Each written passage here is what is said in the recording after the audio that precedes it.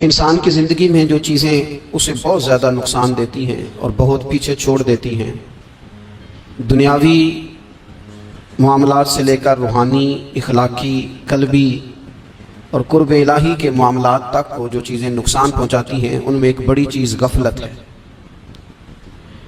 ایک لفظ ہوتا ہے جو ہمیں اکثر سننے کو ملتا ہے کہ آپ کی توجہ نہیں ہے۔ یہ ڈھیر سارے لوگوں کا مطالبہ ہوتا ہے، اہل خانہ بھی مطالبہ کرتے ہیں، کئی موقع پر والدین بھی مطالبہ کرتے ہیں، غرباء بھی مطالبہ کرتے ہیں کہ امیروں کی ہماری طرف توجہ نہیں ہے۔ اور یہ بڑی لازمی سی بات ہے کہ کسی چیز پر جب توجہ رہتی ہے تو وہ چیز بہتر ہو جاتی ہے، اور جب عدم توجہی کا لوگ مظاہرہ کرتے ہیں تو وہ معاملہ خراب ہو جاتا ہے۔ یہ جو عدم توجہ ہے اسی کو غفلت کہتے ہیں، اور جب انسان کے مزاج پر غفلت طاری ہوتی ہے اور غفلت اس پر پوری طرح غلبہ کر لیتی ہے تو پھر اس کی زرخیز زمین کو وہ بنجر کرتی ہے۔ غفلت انسانی دل کے لیے بڑی نقصان دہ چیز ہے اور انتہائی تکلیف اور ضرر کا باعث ہے۔ دلوں پر جو قحط نازل ہوتا ہے، قحط، ویران ہو جاتے ہیں دل، اور جو دلوں پر خشکی نازل ہوتی ہے کہ طبیعتیں خشک ہو جاتی ہیں، یہ غفلت کی وجہ سے ہوتی ہے۔ جو لوگ غافل ہو جاتے ہیں نا، اپنے معاملات کا دھیان نہیں رکھتے، دیکھیں نا، آپ کو کھانا کھاتے بھی غافل نہیں ہونا چاہیے۔ اگر کھانا بھی غیر معتدل کھا لیا جائے تو وہ انسان کی طبیعت کے لیے باعث ضرر بن جاتا ہے، نقصان کا باعث بنتا ہے۔ بات کرتے ہوئے بھی غافل نہیں ہونا چاہیے، کئی دفعہ جملے ایسے نکل جاتے ہیں جو انسان کے لیے پھر شرمندگی کا باعث بنتے ہیں۔ انسان کو غافل ہو کر کوئی کام نہیں کرنا چاہیے، غافل ہو کر، مدہوش اور بے ہوش ہو کر نہیں۔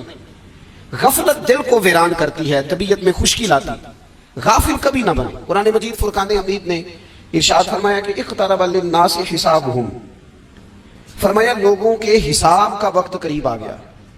وهم فی غفلۃ معرضون، اور وہ ابھی بھی غفلت میں منہ پھیرے ہوئے ہیں۔ ٹائم آ گیا حساب دینے کا، لیکن وہ ابھی بھی غافل ہیں۔ ہمارے جو زیادہ تر نقصان زندگی میں ہوئے ہیں وہ صرف ہماری غفلت کی وجہ سے ہوئے۔ ہم نے چیزوں پر توجہ نہیں دی، چیزیں گڑبڑ ہو گئیں۔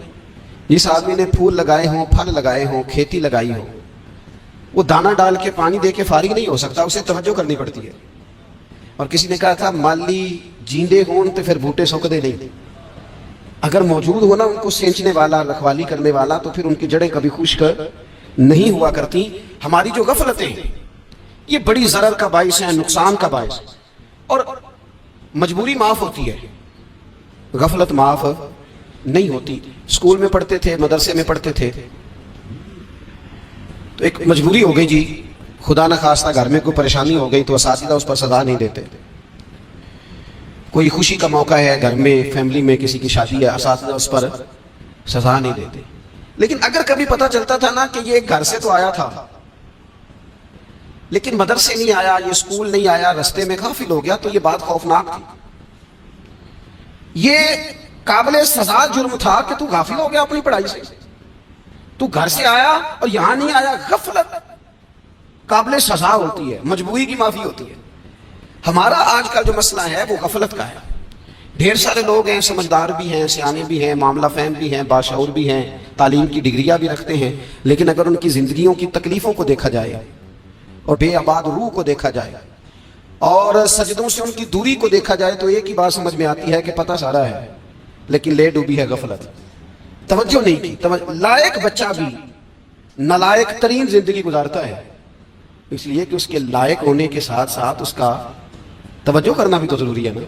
نرے لائق کا کیا فائدہ اگر وہ محنتی نہیں، اگر وہ توجہ نہیں کرتا، اپنا سبق دھیان سے سنتا پڑھتا ہی نہیں، تو جتنا مرضی لائق ہو پیچھے رہ جائے گا۔ اور کئی نالائق ہوتے ہیں، رٹا لگا کے پاس ہوتے ہیں، پر چلو رٹا تو لگاتے ہیں نا، محنت تو کرتے ہیں نا، جدوجہد تو کرتے ہیں۔ کئی نالائق جدوجہد کے باعث آگے گزر جاتے ہیں اور کوئی اسی چکر میں رہ جاتے ہیں، میں بڑا لائق ہوں، کل پڑھ لوں گا، پرسوں پڑھ لوں گا، ہفتہ تیاری کر کے پاس ہو جاؤں گا۔ اپنی زندگی سے غفلت کا پردہ اٹھائیں، اور غفلت اس کے لیے فیصلہ کرنے کی ضرورت ہوتی ہے، پلاننگ کرنے کی نہیں، فیصلہ کرنے کی ضرورت ہوتی ہے کہ میں نے اب غفلت کرنی۔ ہم نہ جب بھی کوئی پروگرام بناتے ہیں تو منصوبہ بندی شروع کریں، منصوبہ بندی نہ کریں، فیصلہ کریں، کہیں کہ میں نے غافل نہیں ہونا۔ غفلت گھر کے دنیا کا نام ہے، اپنے آپ کو غفلت سے بچائیں۔ آپ دیکھیں حضرت کعب بن مالک رضی اللہ تعالیٰ عنہ فرماتے ہیں، بخاری میں موجود ہے، فرماتے ہیں ایک جنگ میں پیچھے رہ گیا تھا، میرا خیال تھا کل چلا جاؤں گا، گھوڑے اور سواریاں میرے پاس تیز ہیں، مضبوط ہیں، پرسوں چلا جاؤں گا، تیزی سے بھاگ کے میں پہنچ جاؤں گا، میں قافلے کے ساتھ شامل ہو جاؤں گا، لیکن بس تھوڑی سستی ہو گئی، ذرا غفلت ہو گئی۔ آپ فرماتے ہیں جب سب لوگ چلے گئے حضور علیہ السلام کے ساتھ جہاد میں اور میں پیچھے رہ گیا، تو پھر جب چند دن گزر گئے اور محبوب کے واپس آنے کا ٹائم ہو گیا، تو اب میں غور کرتا سمجھتا تو مجھے مدینے میں یہاں بزدل لوگ نظر آتے، اور کون نظر آتے؟ جو منافق تھے۔ وہ منافق بزدل دکھائی دیتے یا مجھے عورتیں اور بچے دکھائی دیتے۔ میں پریشان ہوا، حضور واپس آ گئے۔ جنہوں نے بہانے کیے تھے نا منافقین نے، یہ مجبوری تھی اس لیے نہیں جہاد پہ گئے، یہ جنہوں نے بہانے کیے تھے انہیں مل گئی معافی، اور میں نے سچ بولا، میں نے کہا یا رسول اللہ میں غافل ہو گیا تھا۔ اب کہتے ہیں میں نے جب کہا نا حضور سستی ہو گئی تھی، ذرا غفلت ہو گئی، تو بندہ محبوب سے غافل ہو جائے، بندہ وہیں سے غافل ہو جائے، جو دم غافل سو دم کافر، سانو مرشد اے ہو پڑھایا۔ جب کہا نا حضور وہ غلطی ہو گئی، کوئی مجبوری نہیں تھی، تو فرماتے ہیں باقیوں کو معافی مل گئی، میرے ساتھ حضور ناراض ہو گئے۔ ایک دن نہیں، 2 دن نہیں، 50 دن حضور ناراض رہے۔ مدینے کی گلیوں نے مجھے پہچاننا چھوڑ دیا، در و دیوار سے مجھے یوں لگتا تھا کہ میں پردیسی ہوں۔ فرماتے ہیں میں مسجد میں آتا تھا، میں جب محبوب کو دیکھتا تو حضور رخ انور پھیر لیتے، اور مجھے پتا تھا جب میرا چہرہ ادھر ادھر ہوتا تو پھر کریم رحمت کی نظر فرماتے 50 دن مسلسل۔ پھر مجھے حکم ہوا کہ بیوی بھی بھیج دو، میکے بچے بھی بھیج دو، ننہال یعنی تنہا رہ جاؤ۔ فرماتے ہیں وہ میں نے قید تنہائی کاٹی، لیکن شکر اللہ کا یہ ہے کہ میں سچا تھا، بس ذرا بھول گیا تھا، بس ذرا غفلت ہو گئی تھی۔ تو فرماتے ہیں پھر اللہ تبارک و تعالیٰ نے میرے اوپر فضل یہ فرمایا کہ میری توبہ کا اعلان رب نے قرآن مجید میں فرمایا۔ تو غافل نہ بنے کبھی بھی، ہمارا نہ مسئلہ یہ، اور آپ نے ناراض نہیں ہونا۔ ڈھیر سارے لوگ غافل ہو جاتے ہیں، مالدار بھی غافل ہیں، صاحبان علم بھی اللہ ماشاءاللہ بہت ساری جگہوں پہ غافل ہیں۔ جن لوگوں کو 4 لوگ جاننے لگ جاتے ہیں، کوئی مقام حاصل ہو جاتا ہے، وہ بھی بہت ساری جگہوں سے غافل ہو جاتے ہیں، اللہ ماشاءاللہ۔ غفلت بڑی تکلیف والا منظر ہے۔ جو لوگ سمجھتے ہیں نا میں اب گڈ بک میں آ گیا ہوں، اب میں اچھا ہو گیا ہوں، اب میرے لیے خیر کہا جاتا ہے، مجھے اچھائی شاید یہ مستقل میرے ساتھ رہے گی، تعریف ہی ہوگی ہمیشہ، وہ بھی غافل ہو جاتے ہیں۔ اور یہ غفلت ٹھیک نہیں ہوتی۔ وجہ دیکھنی چاہیے کس وجہ سے انسان کو وقار مل رہا، عزت مل رہی۔ اپنی زندگی سے غفلت کو اتار پھینکے۔ تھوڑی دیر کی تو غفلت ہوتی ہے، لمبی تو نہیں۔ 2 منٹ کے لیے صرف اس نے ڈرائیونگ کرتے ہوئے چہرہ موبائل کی طرف کیا تھا، 2 ہی تو منٹ لگے تھے۔ لمحوں نے خطا کی تھی، صدیوں نے سزا پائی۔ لمحوں نے خطا کی تھی، صدیوں نے سزا پائی۔ ایک لمحے کے لیے غافل ہوئے تھے اور صدیاں، نسلیں روتی رہ گئیں پیچھے، بچے تڑپتے رہ گئے، اہل خانہ پریشان رہ گئے، ماں باپ ساری زندگی روتے رہے، لیکن یہ 2 منٹ کے لیے۔ یہ غفلت جو ہے یہ بڑی تکلیف والا معاملہ۔ اپنی زندگی سے غفلت کو اتارنا، غافل نہیں بننا، ہر وقت توجہ اور ساری باتوں پہ توجہ۔ بعض اوقات لوگ ایک طرف توجہ کر کے ایک طرف سے غافل ہو جاتے ہیں، نہ، توجہ ہمہ پہلو رکھنی ہے۔ ہمارے ذمہ جتنے بھی حقوق ہیں ان سب پر توجہ، ہر چیز کا خیال۔ ایسا نہ ہو کہ عبادت کرتے رہ جائیں اور حقوق العباد ہم سے چھوٹ جائیں، اور حقوق العباد اتنے زیادہ ادا کریں۔ صاحب مجھے کہنے لگے ایک دفعہ بڑے وسوخ کے ساتھ کہنے لگے جی معاذ اللہ سما نہیں جی ٹائم ملتا پھر نماز دا کی کریے، روزی کمانا بھی تو عبادت ہے نا۔ تو میں نے کہا آپ نے عبادت کرنا ایک حصہ قبول کیا ہے، آپ نے کل عبادت نہیں قبول کی۔ عبادت کل ہے، ہمہ پہلو، ایک حصہ آپ قبول کر کے نکل گئے اور باقی آپ نے چھوڑ دی۔ تو کسی ایک طرف سے بھی غافل نہیں ہونا۔ جتنی ذمہ داریاں ہیں، جتنی ڈیوٹیاں ہیں، ان سب کا خیال۔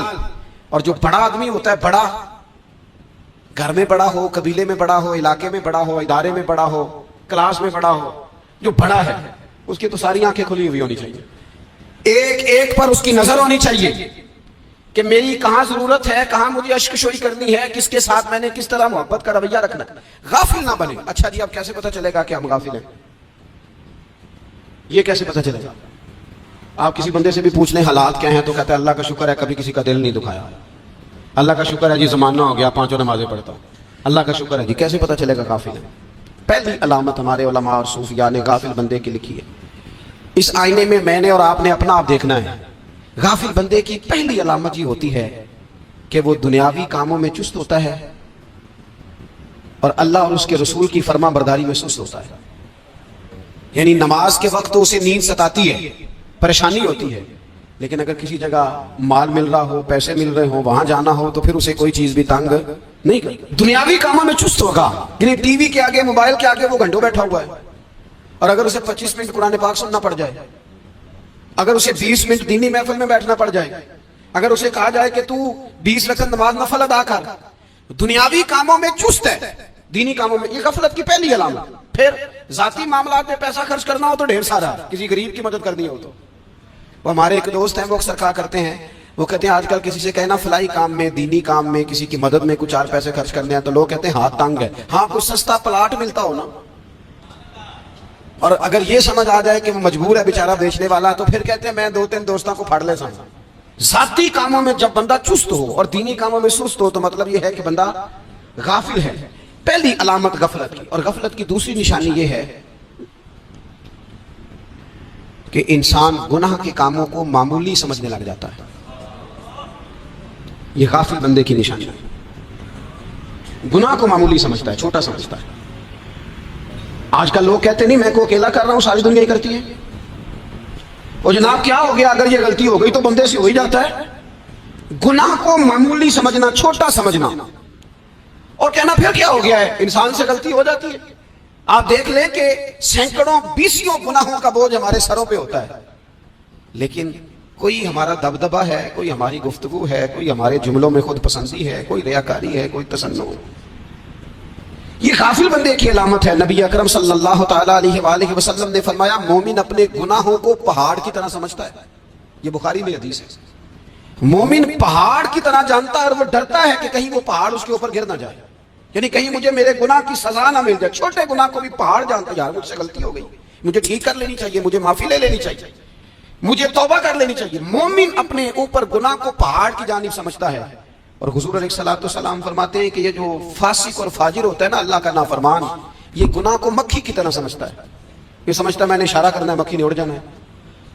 مومن کی علامت یہ ہے کہ وہ پہاڑ جانتا ہے, اگر غلطی ہو جائے تو پہاڑ.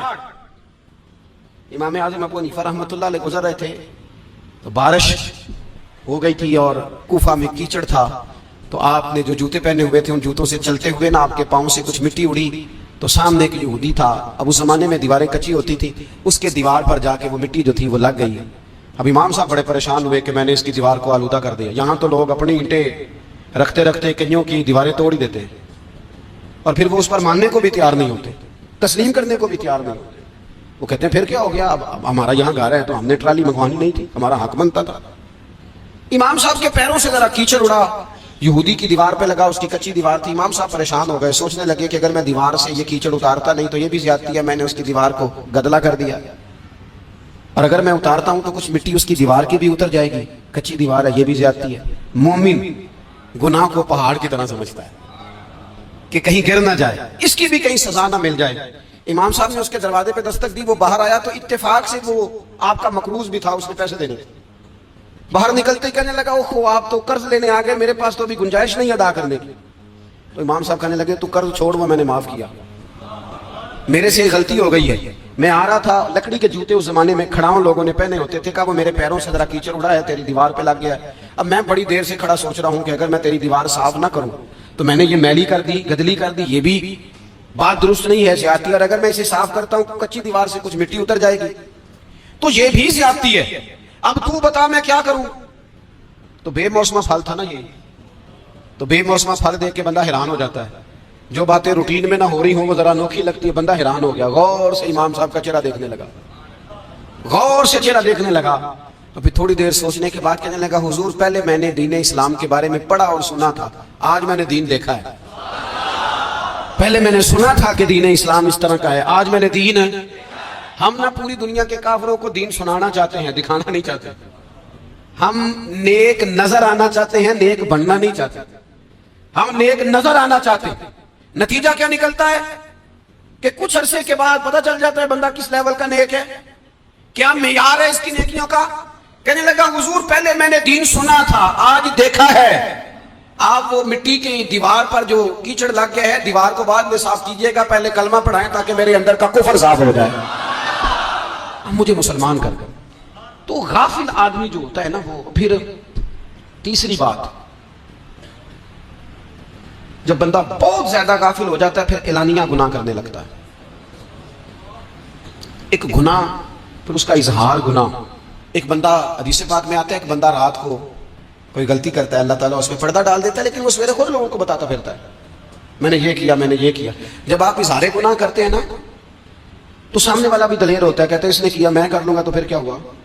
ہمارے علماء نے لکھا ہے کسی کی نماز قضا ہو جائے تو کسی کو بتائے نہ، قضا پڑھ ڈالے، اس کا جگہ جگہ ذکر نہ کرے. جب آپ کہیں گے نا میری قضا ہو گئی تو آپ کے ساتھ رہنے والا بچہ دوست سمجھے گا یار اس کی قضا ہو گئی ہے تو میری بھی ہو جائے گی تو کیا ہوگا. گناہ کرنا بھی گناہ ہے اور گناہ کا اظہار بھی گناہ ہے. نبی اکرم صلی اللہ تعالیٰ علیہ وآلہ وسلم نے ارشاد فرمایا میری ساری امت کو معافی مل جائے گی سوائے ان لوگوں کے جو اعلانیہ گناہ کرتے ہیں. یہ بخاری مسلم دونوں میں حدیث موجود ہے. جو اعلانیہ گناہ، جنہوں نے خود ساری دنیا کو گواہ بنا لیا میں نے یہ بھی جرم کیا، یہ بھی کیا، یہ بھی کیا، یہ بھی کیا، خود انہوں نے لوگوں کے بہت بڑے غافل آدمی کی علامت ہے کہ گناہ کرے اور پھر اوپر سے اعلانیہ گناہ کرے، اتنا بڑا جرم کرے. پھر چوتھی علامت اگر ہم دیکھنا چاہیں کہ ہم غافل تو نہیں، تو غافل بندے کی چوتھی علامت یہ ہوتی ہے کہ وہ فضول کاموں میں وقت بڑا ضائع کرتا ہے. فضولیات میں ادھر بیٹھے ہیں ادھر بیٹھے ہیں، یہاں گپ شپ ہو رہی ہے، وہاں موبائل دیکھا جا رہا ہے، پھر کوئی ٹائم ملا ہے تو پھر کہیں دور دراز کسی ہوٹل پہ کھانا کھانے چلے گئے، پھر کچھ ٹائم ملا تو چلو نکلتے ہیں ذرا کوئی ہفتہ سیر کر آتے ہیں، یہاں گپ شپ ہے، فلاں کو ڈسکس کر لیتے ہیں، فلاں کے بارے میں بات کر لیتے ہیں، سیاسی تبصرے کر لیتے ہیں، یہ تھوڑی گفتگو ہو جاتی ہے، چلے محلے داروں پہ تبصرہ شروع کرتے ہیں، کون روٹی زیادہ کھا رہا ہے اور کس کے پاس پیسے زیادہ آ گئے، چلو جا کے پتہ کرتے ہیں. حالانکہ یہ پتہ نہیں کرنا چاہیے تھا، پتہ تو اس کا کرنا چاہیے تھا جو بیچارہ کال سے بھوکا ہے. خبر تو اس کی رکھنی چاہیے تھی جس بیچارے کے گھر میں بچوں کے لیے پہننے کو کپڑے موجود نہیں ہیں. اس پر تبصرہ یہ کرتے ہیں کہ یہ محنت کیوں نہیں کرتے، اور اگر کسی پر اللہ عطا کر دے پھر حساب ضرور لگاتے ہیں کہ ذرا معلومات کرو یہ اتنی جلدی آگے کیسے نکل گیا.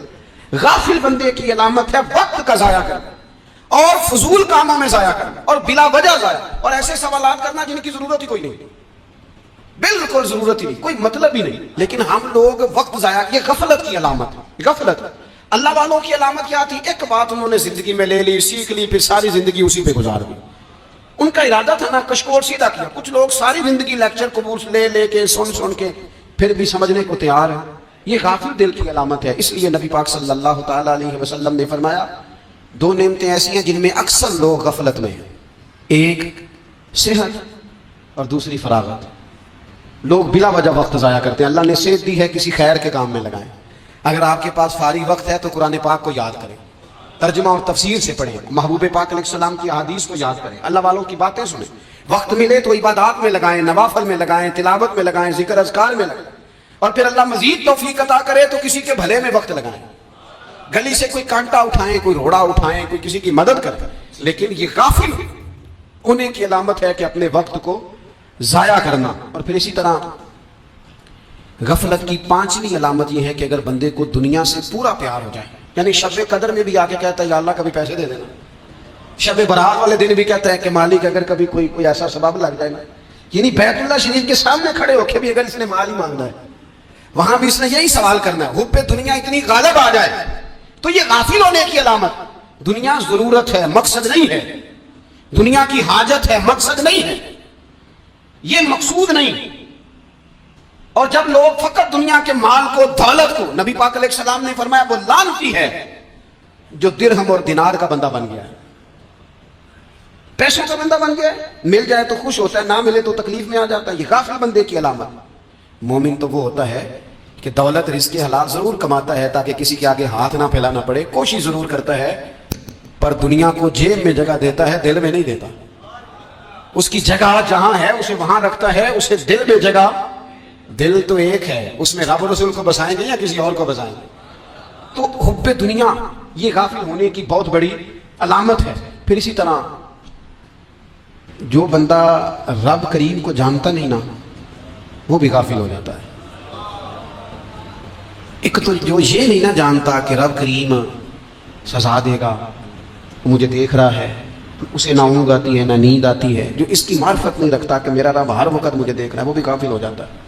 جسے پتا ہونا کہ مجھے دیکھ رہا ہے وہ غافل نہیں ہوتا. اور جو یہ سمجھ لیتا ہے نا کہ شاید معاذ اللہ سلم اس یقین کو پکا نہیں کرتا وہ غافل ہو جاتا ہے. اور ایک جو یہ نہیں نہ جانتا کہ رب مہربان کتنا ہے وہ بھی غافل ہو جاتا ہے. مجھے بتائیے سب سے زیادہ تو بندہ اس کے دروازے پہ جاتا ہے نا جو سب سے زیادہ مہربانی کرنے والا ہو. اس دروازے سے بندہ اٹھتا ہی نہیں. تو جس کو یہ یقین ہو جائے نا سب سے زیادہ کرم فرمانے والی ذات اللہ رسول کی ہے, وہ کبھی رب رسول سے غافل نہیں ہوتا, وہ کبھی اللہ رسول کا دروازہ چھوڑ کے نہیں جاتا, وہ کبھی کسی اور جگہ جا کے پناہ تلاش نہیں کرتا. جسے پتہ چل جائے نا وہ کریم کتنا ہے, مہربان کتنا. ملا رومی رحمت اللہ علیہ فرماتے ہیں بہت بڑا مجرم تھا ایک بندہ, بہت بڑا گناہگار تھا, بت کو پوجتا تھا, تھک گیا ساری رات بت کے سامنے کھڑا تھا, معاذ اللہ یا صنم یا صنم یا صنم کہتے, تھک گیا, نیند آ گئی, اونگ آ گئی. جب پوری طرح نیند آ گئی اور دماغ پہ نیند قبضہ کرنے لگی تو اس کے منہ سے نکل گیا صنم صنم کہہ رہا تھا, نکل گیا یا صمد, او بے نیاز مالک. رب کریم نے فرشتوں سے فرمایا دوڑ کے جاؤ, جو کہتا ہے اسے دے دو. فرشتے کہنے لگے مالک تو بت کو پکار رہا تھا, اس نے تو غلطی سے نام لیا ہے. فرمایا مجھے نہیں پتا, لیکن دیکھو نا اس نے مجھے پکارا تو ہے نا, کتنی دیر سے جھوٹے کو پکار رہا تھا, اس کا معاملہ حل نہیں ہوا. اب اگر سچے کو پکارنے پہ بھی حل نہ ہوا تو فرق کیا رہ جائے گا. دے دو جو مانگتا ہے, دے دو.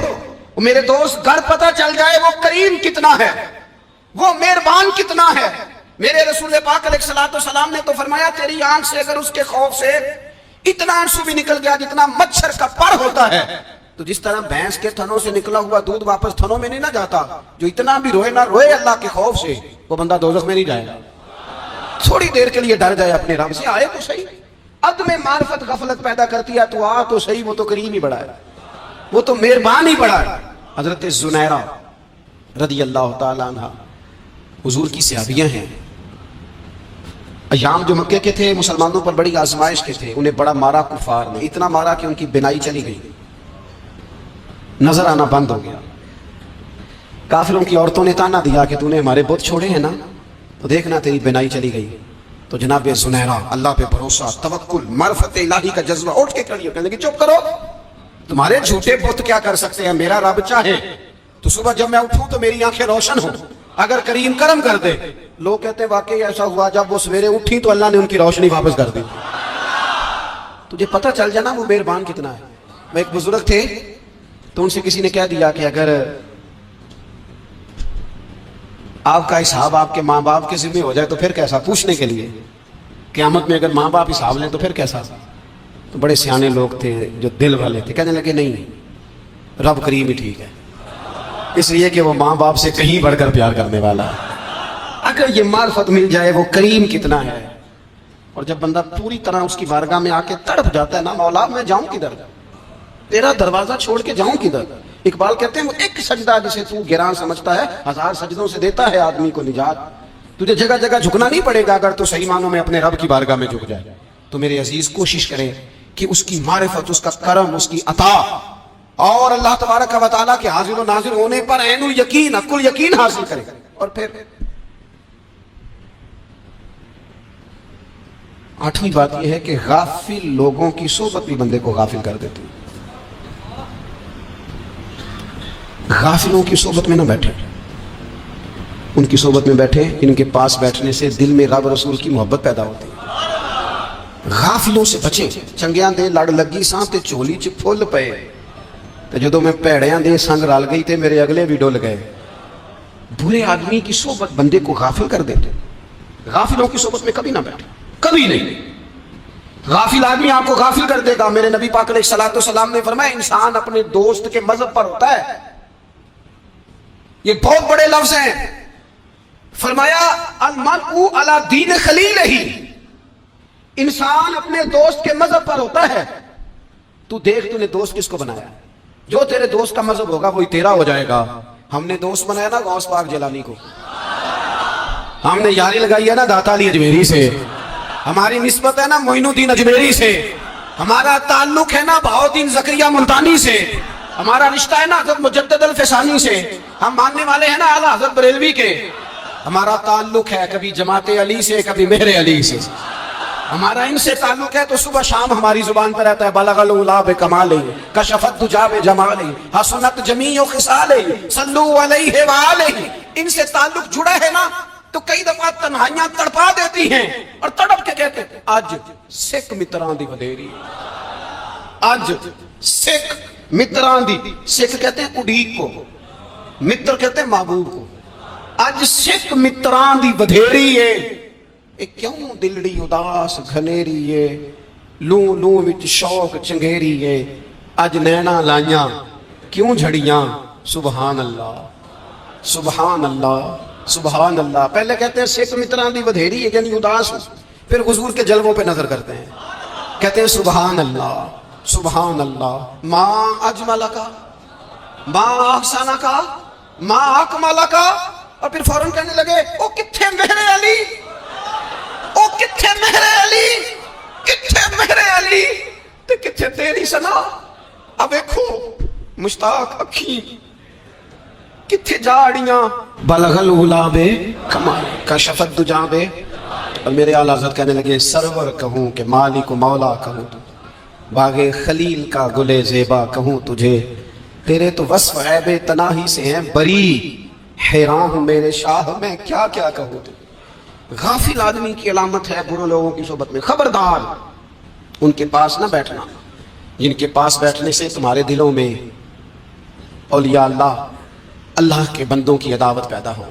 खबरदार खबरदार उनके पास ना बैठना, जिनके पास बैठने से तुम्हारे दिलों में हुजूर की औलाद पाक के बारे में शक पैदा हो। खबरदार उस शख्स के पास ना बैठना जो इमाम हुसैन इब्ने अली के बारे में कोई कमजोर बात करता हो, बचना।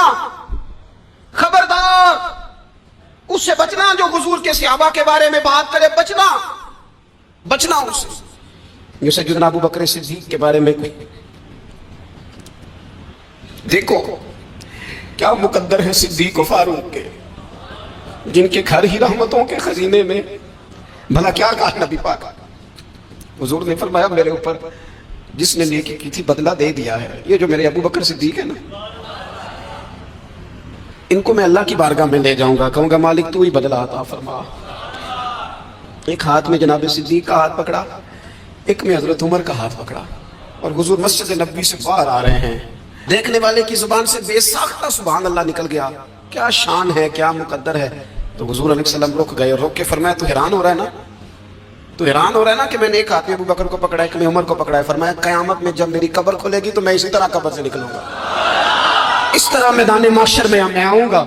खबरदार हुजूर के वफादारों के वफादार रहना, उनके वफादार रहना, उनके वफादार रहना। बड़ा अजीब दौर आया है, हमने ये दौर देखा है कि लोग हुजूर के सहाबा के बारे में भी बात करेंगे। अब नबी पाक की औलाद पाक के बारे को भी डिस्कस किया जाएगा। अपना मुंह तो देख, अपनी हैसियत देख, और फिर वो बंदे देख जिनको अल्लाह ने चुन के अपने महबूब की गुलामी के लिए हुजूर के करीब बिठाया है।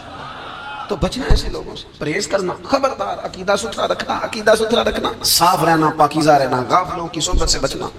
बड़ा डरते हैं अल्लाह से, दुआएं मांगते हैं या अल्लाह नस्लों में भी वही बंदे पैदा फरमा जो अकीदे पक्के रखने वाले हैं, वो बंदे पैदा फरमा हमारी नस्लों में। एक वो बंदा भी गाफिल हो जाता है जो उम्मीदें लंबी लगा लेता है, जिनके मंसूबों में दौलत भी होती है, घर भी होता है, औलाद का बड़ा होना भी होता है, पोते पोतियां नवासे नवासियां देखना भी होता है, यहाँ भी घर वहाँ भी घर, ये सैर, ये सारा कुछ होता है। लेकिन रब की बारगाह में पेश होना जिनके पेशे नजर नहीं होता, लंबी उम्मीदें। हजरत मौला अली शेर खुदा फरमाया करते थे मैं तुम पर दो बातों का खौफ खाता हूं, जो डर आता है। एक ये कि तुम ख्वाहिश की पैरवी करोगे, जो नफ्स की ख्वाहिश होगी उसके पीछे लग जाओगे, और एक तुम लंबी लंबी उम्मीदें बांधोगे, इतने साल जीना है, इतने 100 साल जीना, ये करना है, वो करना है। मनसूबाबंदी करें मुस्तकबिल के लिए, वो बुरी नहीं, लेकिन तैयारी रखें, तैयारी रखें। इस बात का भी ख्याल रखें कि अल्लाह की बारगाह में हाजिर होना। ये गफलत की चीजें हैं जो बंदे को गाफिल कर देती हैं। जो लोग अल्लाह का जिक्र नहीं करते वो भी गाफिल हो जाते हैं, और जो फजूल बातें ज्यादा करते हैं ना, हंसते ज्यादा। फलयदहकू कलीलम वलयबकू कसीरा, कुरान कहता है ज्यादा रोया करो, कम हंसा करो। नबी पाक अलैहिस्सलातु वस्सलाम से पूछा था हज़रत उक़बा बिन आमिर ने कि या रसूलल्लाह निजात किस चीज़ में है? तो नबी पाक अलैहिस्सलातु वस्सलाम ने फरमाया एक तो अपनी ज़ुबान काबू में रखो, दूसरा फरमाया अपने घर में ठहरे रहो, तुम्हारा घर तुम्हारे लिए काफ़ी हो, फजूल ना निकलो बस, और तीसरा फरमाया अपनी खताओं पर रोया करो। कसरत कलाम और फजूल कलाम और बिला वजह ये बंदे को गाफिल करता है, दिल को सख्त करता है। ये चंद चीज़ें हैं जो इंसान को गफलत में डालती हैं। अपने आप को इन चीज़ों से बचाएं और गफलत को तोड़ें। आपके ज़िम्मे मेरे ज़िम्मे जो हुकूक को लिबाद है उनका पता करें, जो अल्लाह रसूल के हुकूक हैं उनकी खबर देखें, हमारी जो जिम्मेदारियां हैं हम किस तरह अंजाम दे रहे हैं उस पर तवज्जो करें, अपने मामलात को ठीक करें। हम इंसान हैं, कोताहियां तो रह जाएंगी, لیکن جب کوشش کریں گے تو پھر رب تعالیٰ مدد بھی فرمائے گا. ایک بات اور کرنی ہے. ایک تو میں نے عرض کیا غفلت کو توڑنا. ایک دوسری بات قرآن مجید کا ایک سبق اور. جب غفلت توڑنی ہے تو پھر لازمی طور پر ایک کام کرنا پڑے گا. میں نے یہ عرض کیا تھا کہ پلاننگ نہیں کرنی, فیصلہ کرنا ہے. تو فیصلہ کرنا ہے تو کرنا کیا ہے؟ پھر قرآن حکیم نے سورہ بقرہ میں کہا فاستبقوا الخیرات, یعنی تم نیکیوں کی طرف دوڑو, جلدی جلدی نیکیاں کرو, فٹافٹ, دیر نہ کرو. فٹافٹ سے مراد یہ نہیں کہ نیکی جلدی جلدی کر جاؤ, یعنی ٹال مٹول نہ کرو خیر کے کام میں. کل کریں گے, پرسوں کریں گے, عمرہ کر رہے ہیں پھر نیکی ہیں, حج کر رہے ہیں پھر نیکی ہیں, بچے بیال ہوں پھر میں نیک ہوں. یہ تھوڑا سا یہ کام ٹال مٹ. فاستبقوا الخیرات, نیکیوں کی طرف دوڑو, جلدی کرو, بھاگو. نبی پاک صلی اللہ تعالیٰ علیہ وسلم نے فرمایا 5 چیزوں سے پہلے غنیمت جانا. حضور علیہ الصلوۃ والسلام فرمانے لگے ایک تو تم جوانی کو نہ بڑھاپا آنے سے پہلے غنیمت سمجھ لو. نبی کریم صلی اللہ تعالیٰ علیہ وآلہ وسلم ارشاد فرمانے لگے کہ اپنی صحت کو غنیمت جان لو, بیماری آنے سے پہلے. پھر حضور علیہ الصلوۃ والسلام فرمانے لگے اگر اللہ نے تمہیں مال دیا ہے, وسعت دی ہے, تو نیکی کر لو, خرچ کر لو اللہ کے راستے. خدا نہ خواستہ تم پر غریبی آ جائے. اور پھر حضور سید عالم صلی اللہ تعالیٰ علیہ وسلم فرمانے لگے اگر تمہیں اللہ نے کچھ فراغت دی ہے, بہت زیادہ مصروف نہیں ہو, تو غنیمت جان لو, جلدی سے نیکی کر لو قبل اس کے کہ تم مشغول ہو جاؤ. اور 5ویں بات حضور نے بیان کی, فرمایا زندگی کو غنیمت جانو, موت آنے سے پہلے جلدی سے نیکی کر لو. نیکی کے لیے ساری زندگی منصوبہ بندی نہ کرتے رہو. نیکی کے لیے دیکھو نا, ہماری زندگی میں یہاں دنیا میں رہ کے چند منٹوں میں وہ نیکی کی جا سکتی ہے جو قیامت کے بعد صدیوں کا ہمارا فائدہ کرے, صدیوں کا فائدہ کرے. کرتے نہیں, پلاننگ کر رہے ہیں, منصوبہ بندی کر رہے ہیں, بس تیاری کر رہے ہیں, بس حضرت آپ دعا کر دیں, اللہ تعالیٰ دعائیں بھی قبول فرمانے والا ہے. لیکن جو نیکی نصیب ہوتی ہے اسے جلدی سے کر گزرے, اسے فٹافٹ کریں. میں ایک گاؤں میں گیا, اب تو خیر وہ دور نہیں رہا, یہ 10-15 سال 20 سال پہلے نا جو نوجوانوں کی مصروفیات ہوتی تھیں ان میں سے ایک مصروفیت یہ ہوتی تھی کہ گندم لے کے چکی پہ جانا, آٹا پسوا کے لانا. یہ ایک بڑی, چونکہ سبھی گھروں کے اندر سال کے لیے گندم سٹاک کر لی جاتی تھی, تو گندم لے کے جانا یہ ایک ڈیوٹی ہوتی تھی. ایک نوجوان ایک گاؤں میں, اس کی مجھے تعریف سننے کو ملی. تو ایک بوڑھی اماں کہنے لگی یہ تو بڑا نصیبان ہے, سارے میں آٹا پہ آ لے ہوتا ہے. اور آتے جاتے پوچھ لیتا ہے کہ اماں, کوئی کہنے لگی میرے بچے باہر ہوتے ہیں, یہ مجھے دوائی بھی لا دیتا ہے شوگر کی, میں مریض ہوں. یعنی خیر جتنی ہو سکے جتنی. میرے ایک سنگی ہیں, تو سڑک پہ کوئی بندہ کھڑا ہوتا ہے نا, اللہ تعالیٰ انہیں سلامت رکھے, بندہ کھڑا ہوتا ہے تو کہتے ہیں میں اس سے پوچھ لیتا ہوں بابا جی کدھر جانا ہے, فلانی جگہ جانا ہے, تو کہتے ہیں میں موٹر سائیکل میں بٹھا لیتا ہوں. بندہ دیکھ کے مجھے سمجھ آ جاتی ہے ضرورت مند ہے, کوئی چور نہیں, کوئی ڈاکو نہیں, ضرورت مند ہے. میں اسے منزل تک نیکی جتنی میسر آئے, جس حد تک میسر آئے. کیا کہا ہمارے نبی پاک علیہ السلام, حضور نے ہم سے فرمایا کچھ نہ ہو سکے تو بات ہی مسکرا کے کر لینا, اس پر ہی اللہ صدقے کا ثواب عطا کرے. فاستبقوا الخیرات, جلدی سے نیکی کرنا. اپنے نامہ اعمال میں روز نیکیاں جمع کرو, کوئی نہ کوئی خیر کا کام روز کرو اور جلدی سے کرو. صحیح مسلم میں حدیث ہے, نبی پاک صلی اللہ تعالیٰ علیہ وسلم فرمانے لگے جلدی جلدی نیکی کے کام کر لو ان فتنوں سے پہلے جو اندھیری رات کے حصوں کی طرح فتنے ہوں گے. فرمایا اس وقت حال یہ ہوگا کہ آدمی صبح مومن ہوگا, شام کو کافر ہو جائے گا, شام کو مومن ہوگا تو صبح کافر ہو جائے گا. اور فرمایا لوگ دنیا کے بدلے اپنا دین تک بیچ ڈالیں گے. معاذ اللہ جھوٹی قسمیں نہیں کھائی جاتی, جھوٹا قرآن مجید میں لوگ اٹھا لیتے. لوگ دنیا کے لیے دین بیچ ڈالیں گے. اس سے پہلے جب فتنے اتنے زیادہ ہو جائیں, اس سے پہلے نیکی کر لو, کوئی خیر کا کام کر لو, جلدی سے کچھ ایسا کر لو. حضرت عقبہ بن حارث رضی اللہ تعالیٰ عنہ فرماتے ہیں یہ دیکھیں ہمارے نبی پاک علیہ السلام کی سیرت کیا ہے, حضور کا اسوہ کیا ہے, نبی پاک علیہ السلام ہماری تربیت کس طرح کرتے ہیں. حضرت عقبہ بن حارث رضی اللہ تعالیٰ عنہ کہتے ہیں ہم نے نبی پاک علیہ السلام کے ساتھ نہ عصر کی نماز پڑھی, یہ صحیح بخاری میں موجود ہے. فرماتے حضور سلام پھیرتے ہی فوراً اٹھ کے گھر تشریف لے گئے. یہ ہمارے لیے نا انوکھی بات تھی, غیر متوقع تھی, پہلے کبھی ایسا ہوا نہیں. سلام پھیرا نماز کا, حضور جلدی سے تشریف لے گئے. اب ہم حیران تھے اور حیرت انگیز طور پر حیران تھے کہ کریم اتنی جلدی تشریف لے گئے. تھوڑی دیر ہوئی حضور واپس آ گئے. تو محبوب پاک علیہ السلام فرمانے لگے گھر میں نا ایک چھوٹی سی ڈلی, ایک چھوٹا سا ٹکڑا سونے کا پڑا تھا, مال آیا تھا سارا صدقہ کر دیا, وہ تھوڑا سا پڑا تھا, اچانک مجھے یاد آیا وہ تو پڑا رہ گیا. تو حضور فرمانے لگے میں نے کہا کہیں ایسا نہ ہو جائے کہ ساری رات گزر جائے اور میرے گھر میں پڑا ہی رہ جائے, میں جلدی سے جا کے اسے خیرات کر دوں. میں نے خیرات کیا, پھر میں واپس آ گیا. جلدی سے نیکی, جلدی سے نیکی کر لی جائے. ہم بڑا انتظار کر رہے ہیں, بڑا لمبا ہمارا پروگرام ہے, ہمارے پاس ٹائم بھی بڑا ہے, کسی نے کان میں کہہ دیا ہے تیرے پاس بڑا وقت ہے, ابھی تو بڑی عمر پڑی ہے, ابھی تو جناب اور میرے بھائی یہ لوگوں کے کہنے کی باتیں ہیں, پھر پتہ ہی نہیں چلتا حالات کس طرح کے ہو جاتے ہیں اور کیا معاملات انسان کے ساتھ درپیش ہوتے ہیں. جتنی خیر میسر آئے, جتنا بھلا میسر آئے, جتنی انسان کو توفیق ملے. میں نے بزرگوں کو دیکھا, اپنے اصحاب کو, پہلے وہ خدام سے کہتے کہ میں سونے لگا ہوں, اور پابند کرتے لوگوں کو کہ فلاں وقت, بزرگوں کو میں نے دیکھا اپنے, وہ پابند کرتے لوگوں کو کہ فلاں وقت میں موجود ہوں گا, آنا, خود پابند فرماتے. اور پھر جب بیدار ہوتے نا تو سب سے پہلے خدام کو بلا کے پوچھتے کوئی مہمان تو نہیں آیا. وہ جناب آپ نے خود ہی تو پابند فرمایا فلاں دن آنا. کہنے لگے چل یار اگر کوئی آیا تو مجھے ملا لو, میری ملاقات کرا لو. کیوں؟ اس لیے کہ دور سے آیا ہے, مجھ سے ملنے آیا ہے, کوئی خیر کی بات سیکھنے آیا, چلو میرے نام اعمال میں کو نیکی جائے گا, کچھ نہ کچھ خیر جمع کر لی جائے, کچھ نہ کچھ ڈیوٹی کر لی جائے, کچھ کام کریں اور جلدی سے کریں. حضرت جابر بن عبداللہ انصاری رضی اللہ تعالیٰ عنہ بیان کرتے ہیں, یہ بھی بخاری میں موجود ہے, کہتے ہیں ایک صحابی نا نبی پاک علیہ السلام کی بارگاہ میں حاضر ہوئے غزوہ احد کے موقع پر, اور حال ان کا یہ تھا کہ وہ کھجور کھا رہے تھے,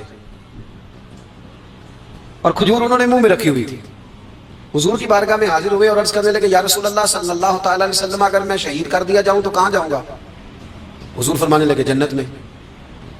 تو کہتے ہیں انہوں نے جو کھجور منہ کے اندر تھی نا وہ انہوں نے نگلی نہیں, اندر نہیں لے گئے, اس کو باہر نکالا اور دوڑ کے آگے بڑھے اور جنگ کرنی شروع کر دی, اور لڑتے لڑتے شہید ہو گئے. کیا سبق دیا انہوں نے؟ سبق یہ دیا کہ نیکی کرنے میں اتنی دیر بھی نہیں کرنی جتنی کھجور کھانے میں دیر لگتی ہے. جلدی سے نیکی کرنی ہے, فٹافٹ نیکی کرنی, اس کے اندر ٹال مٹول نہیں کرنا.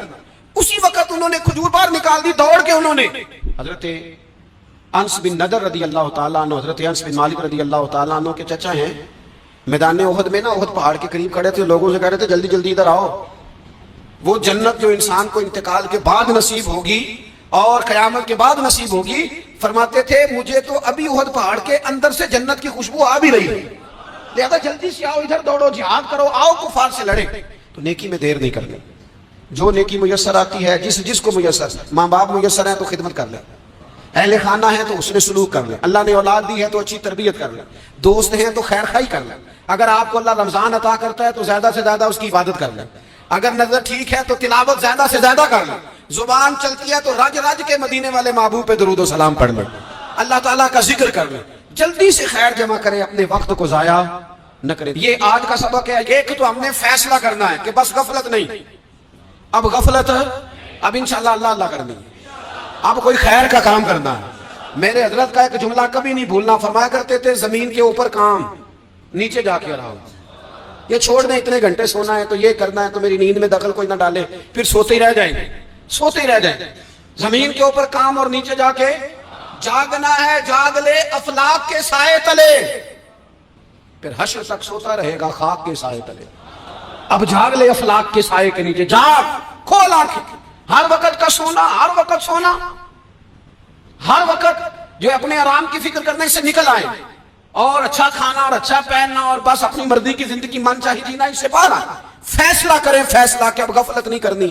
اگر اللہ نے کوئی صلاحیت دی ہے تو اسے دین کے کام پہ لگانا, کوئی ڈیوٹی کرنی ہے, کوئی خدمت کرنی ہے. دیکھو خدمتیں ہو رہی ہیں, صدیق اکبر مال دے رہے ہیں, عثمان غنی مال دے رہے ہیں, مولا علی نے تلوار پکڑی ہے, میدان میں جا رہے ہیں, فاروق اعظم گلی گلی نگر نگر رسول اللہ کے دین کی پہرے داری کر رہے ہیں, حضرت جناب سیدنا سلمان فارسی ابو ذر غفاری حضور کی مسجد میں جھاڑو دے رہے ہیں, اور بلال حبشی